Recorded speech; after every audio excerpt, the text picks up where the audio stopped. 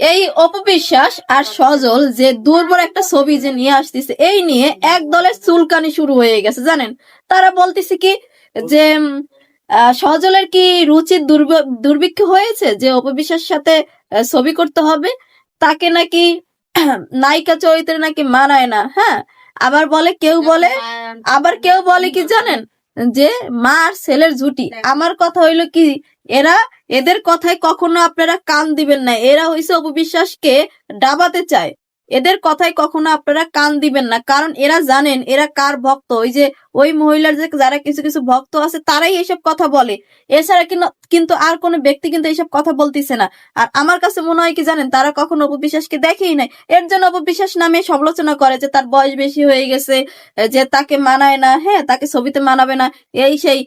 আমার কথা হইলো কি, যে এই সজল তার তো কপাল ভালো যে অপবিশ্বাসের সাথে সে ছবি করবে, এটা তার ভাগ্যের ব্যাপার।